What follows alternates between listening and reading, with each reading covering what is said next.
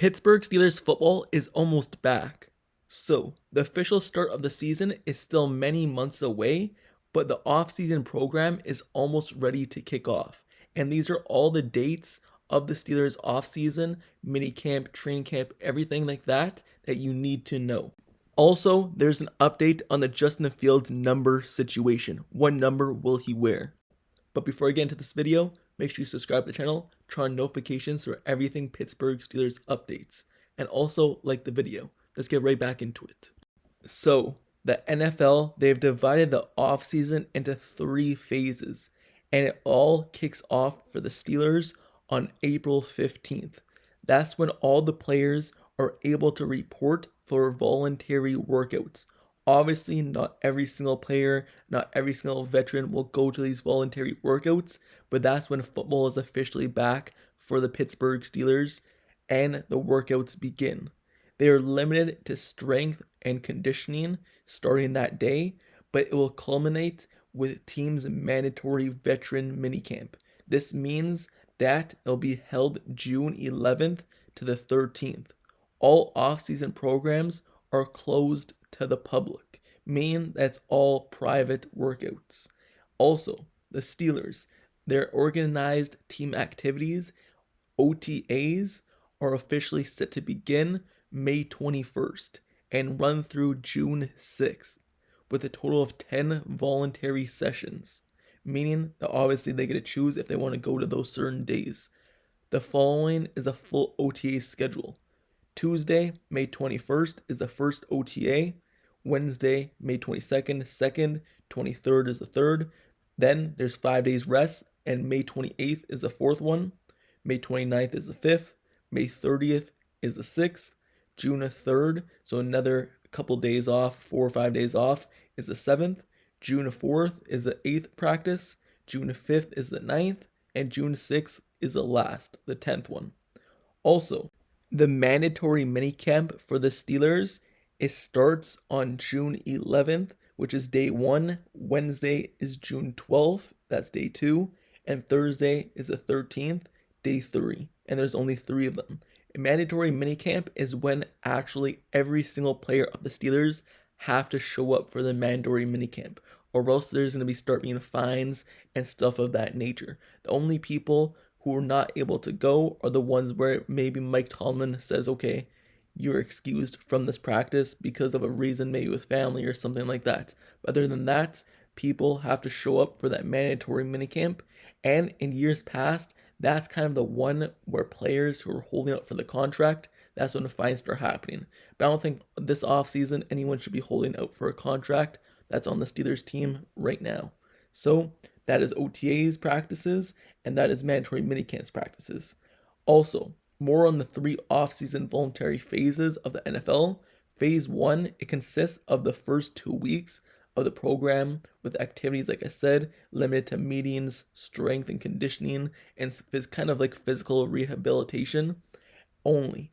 Also, phase 2, it consists of the next 3 weeks of the program, which is on the field workouts, and it may include kind of like individual or group instructions and drills of that nature, as well as perfect play drills and plays with offensive players lining up across from offensive players and defensive players line up across from defense players. It's not really offense versus defense, but more offense, and then defense. And it's also conducted at a walkthrough pace. No live contact or team offense versus team defense drills are allowed in this kind of situation in this phase of phase 2. Moving over to phase 3, it consists of the next 4 weeks of the program. Teams may conduct a total of 10 days of OTAs, which is no live contact permitted, but 7-on-7, 9-on-7, and kind of 11-on-11 drills are allowed. Also, another program that will be held, and it kind of has to be held, is rookie football kind of minicamp. This is a developmental program for a period of 7 weeks, which in 2024 began on May 13th. During this period, no activities are kind of held on the weekends, with the exception of one post-draft rookie minicamp, which may be conducted on either the first or second weekend following the draft. The dates for this rookie minicamp have not yet been released for this season, but like I said, last season it happened on May 13th. But that's all the rookies going to this minicamp and all the undrafted players. So the Pittsburgh Steelers, this is kind of their off-season program and all the dates you should be looking out for the off-season program. Off-season workouts, obviously training camp, that schedule where it's open to the public has yet to be made available, like the dates in which you guys could go or we could go or the team will be practicing to the public. That's not yet released, but soon it should be. But these are all the off-season kind of private things, the Pittsburgh Steelers football being back and all those articles coming out about, oh, this player is doing good in minicamp, this player is doing good in OTAs. That's when that starts being released. But the Pittsburgh Steelers, this is it. This is football, and it's almost officially back in terms of off-season workouts. The season is still around 6 months away, but it's never too early to start getting in the groove of Pittsburgh Steelers football. Also, moving over to the next part of this video that I just want to talk about, it's Justin Fields. And now there's kind of a number problem going on with him, because as we all know, he wore number 1 in his college days, and then he wore number 1 in the NFL with the Chicago Bears. But the Pittsburgh Steelers, when they assign their jersey numbers, they never give out number 1. That's never been an option. Even though that number is not officially retired by the team, if you remember George Pickens, he wore number 1 at Georgia, and he was not allowed to choose that number 2 years ago when he came out of the draft and wanted the number, because it belonged to kicker Gary Anderson, who wore it from 1982 to 1994, and Anderson still remains as the Pittsburgh Steelers' all-time leader with 1,343 points. And the Pittsburgh Steelers, even though it's not officially retired, for some reason, they just don't give out the number. It makes sense why they don't give out the number, but it also just doesn't make sense why they just did not retire the number. If they don't want to give it out because of that reason, because their all-time leading scorer, Gary Anderson, their kicker, wore it, then why don't you just retire the number? Why is it not retired if you're not going to give out the number? They do that with many other numbers too, which don't make sense. Why not just retire the person's jersey number if you don't ever plan on giving it out? That part doesn't make sense, but it makes sense of why they're not giving out, because it is the all-time leading scorer, and that's a kind of a hallmark in the Pittsburgh Steelers history. So George Pickens, he was not allowed to wear the number 2 years ago when he came out the draft and wanted it, and he had to move and pick another number, which ended up being number 14. Also, Justin Fields, that means that he won't be able to get that number 1 either. That means that he will have to pick a different number. And apparently, according to Chicago Bears insider David Kaplan, Fields is going to wear number 5. Kaplan broke the news on his podcast on Wednesday discussing Bears news, saying this. Here's the quote. Steelers are planning to have Justin Fields wear number 5.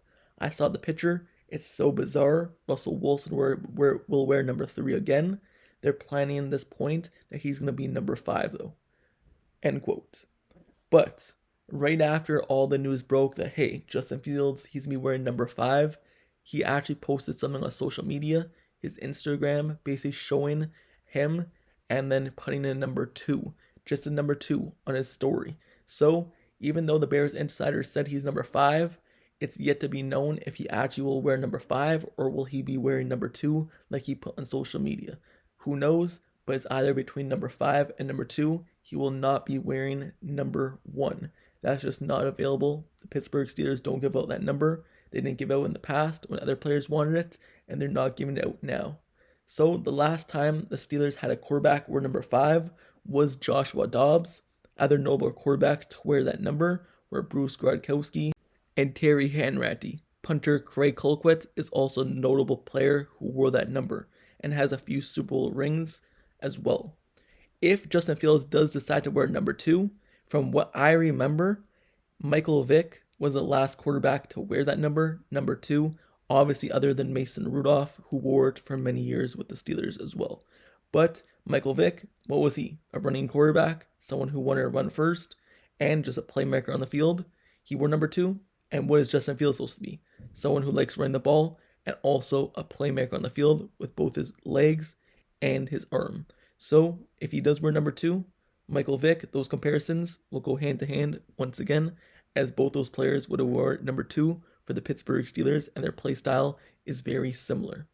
So, the Pittsburgh Steelers, this is your update on their offseason program and every date that you need to know for it, and also your update on Justin Fields.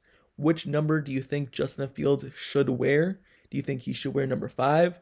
Do you think he should wear number 2? Let me know your thoughts down in the comments below. And also, let me know your thoughts down in the comments below about the Pittsburgh Steelers not giving out the number 1 jersey, even though it's not officially retired. Should they give out the number because it's not retired, or should they just go ahead and retire the jersey number? Let me know your thoughts down in the comments below about that as well. And the Pittsburgh Steelers offseason program, are you guys planning on going to training camp or anything like that, even though those other ones I named in this video aren't open to the public? When training camp does open, do you plan on going to those workouts? Let me know your thoughts down in the comments below and everything about that, just a general topic of the video. Also, make sure you subscribe to the channel, turn on notifications so you never miss out on Pittsburgh Steelers news, updates, breaking news, everything like that. Cover everything, so stay tuned, turn on notifications. And until the next video, I'll see you guys all later. I'm out. Peace.